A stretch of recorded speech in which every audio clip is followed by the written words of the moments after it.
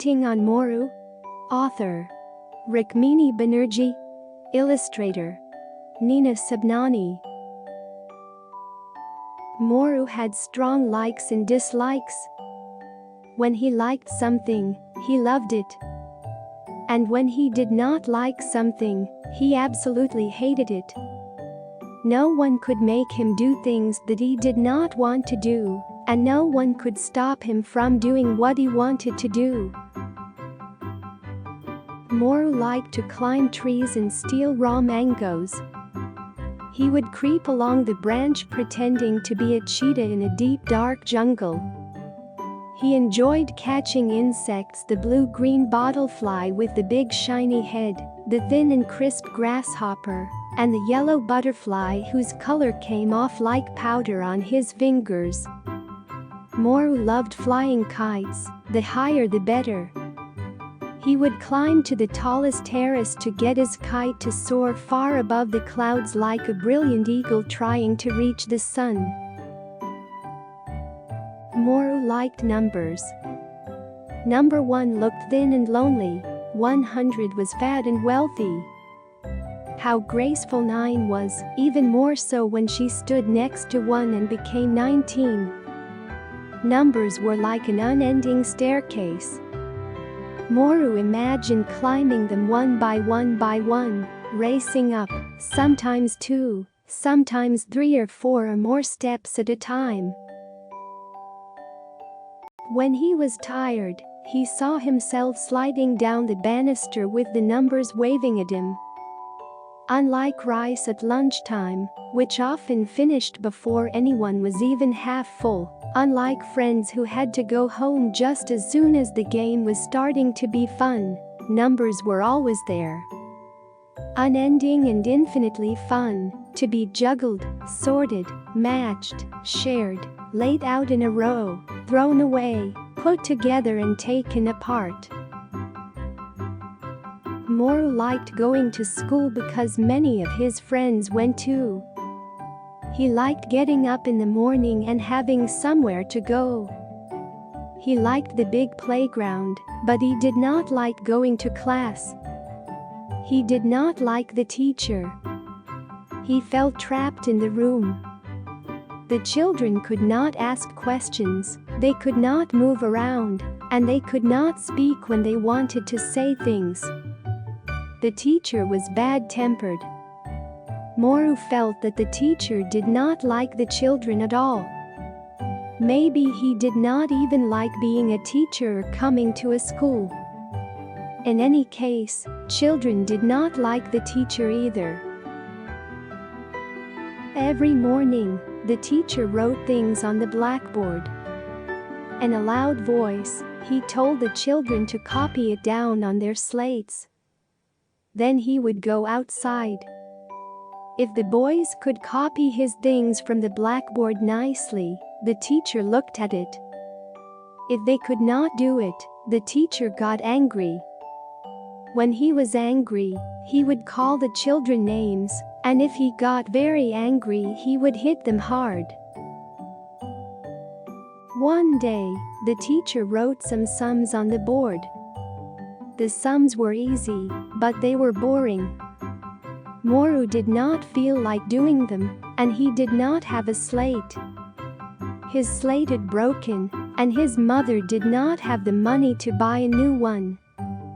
Instead, he counted the hundreds of ants that were climbing the wall.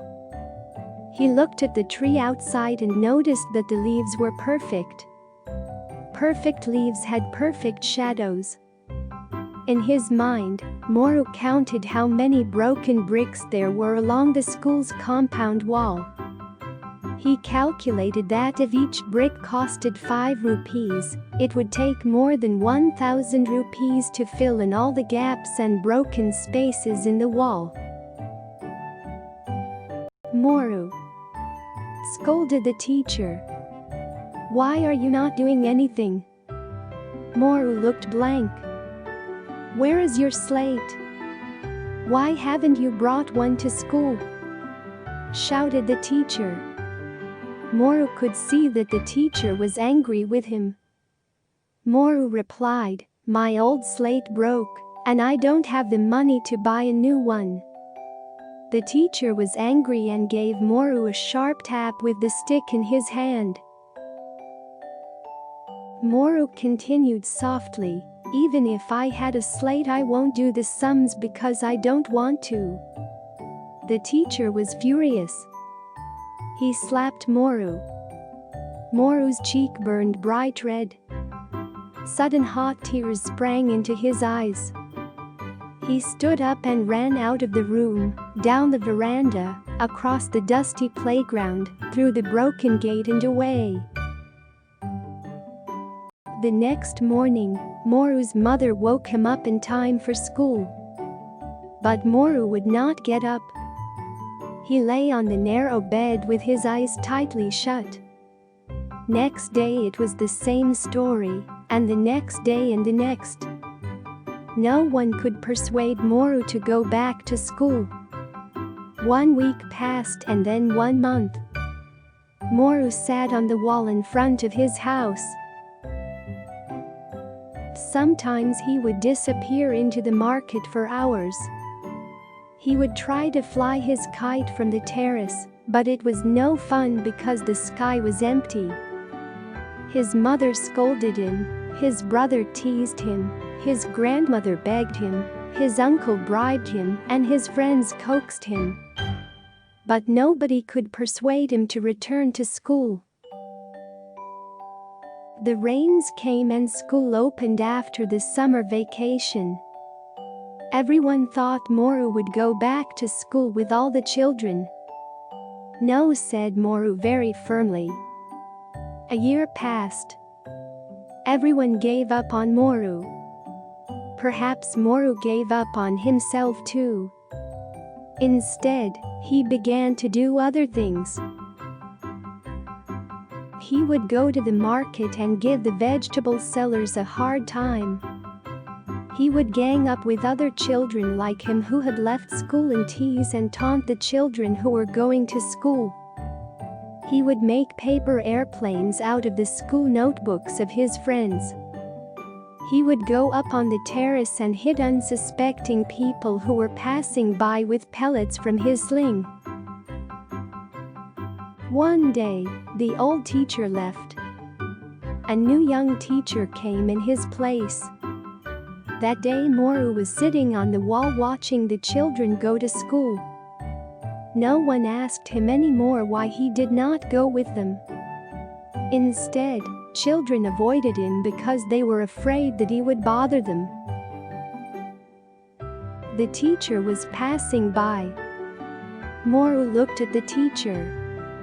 The teacher looked at Moru, neither smiled and neither frowned. The next day, at the same time in the same place, Moru looked down from the wall. The teacher looked up at him and smiled. It was a small smile. Moru jumped from the wall and ran away. A few days later, the teacher was passing by. He was carrying a huge bag.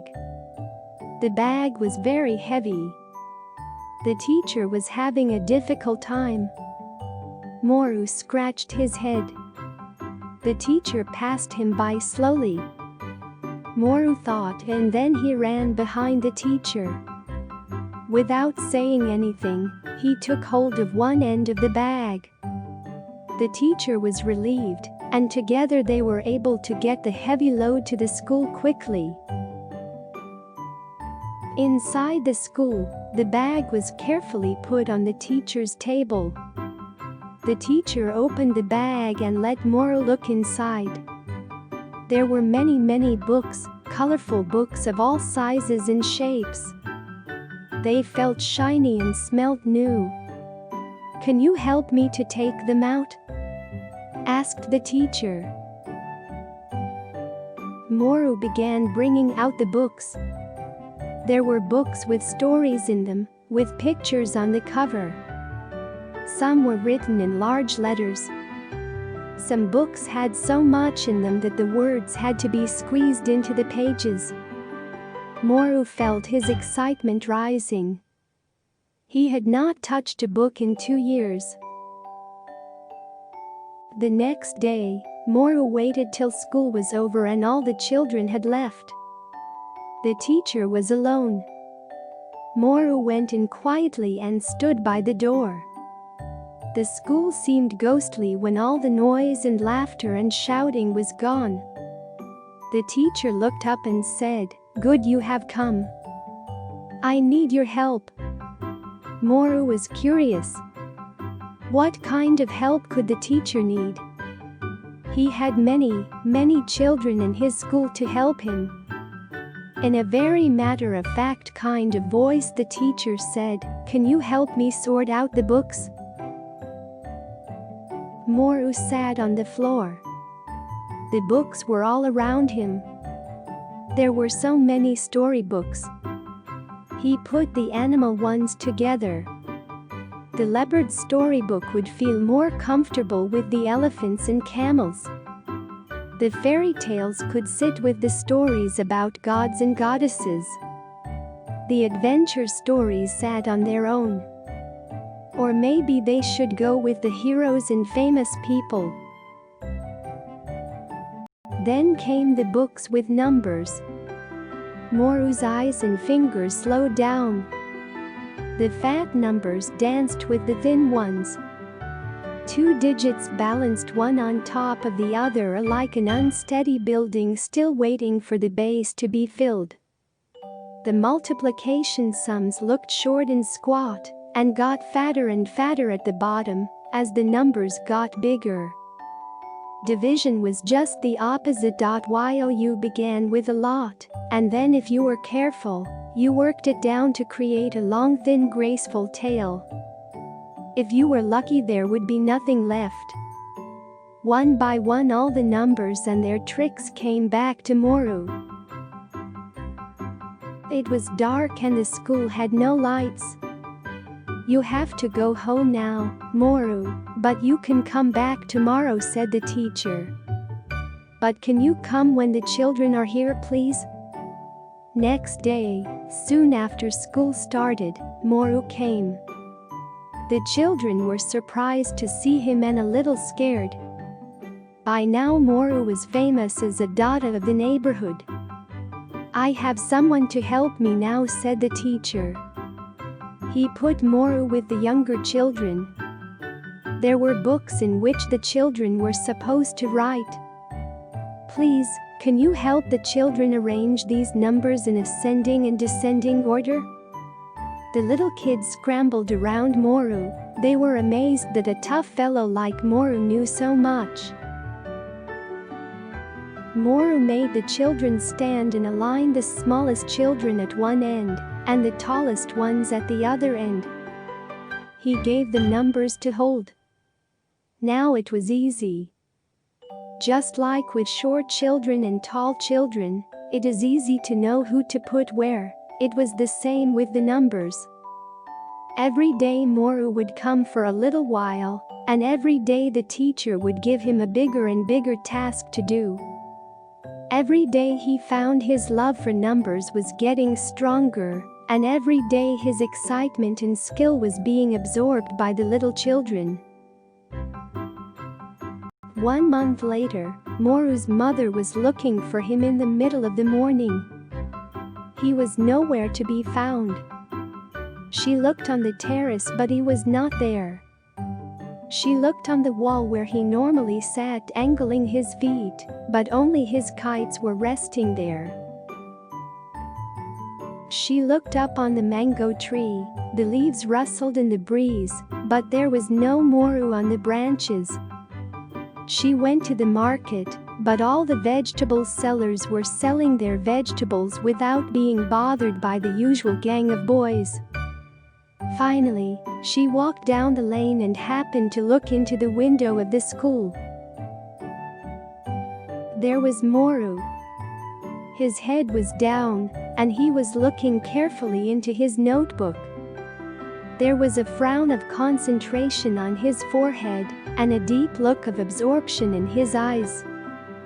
He was busy solving complicated mathematics problems along with all the other children of his age. The teacher looked out too, and he smiled his soft warm smile at Moru's mother. She smiled back happily. Moru was in school again. This time he was learning more and more. And most importantly, this time he was loving it.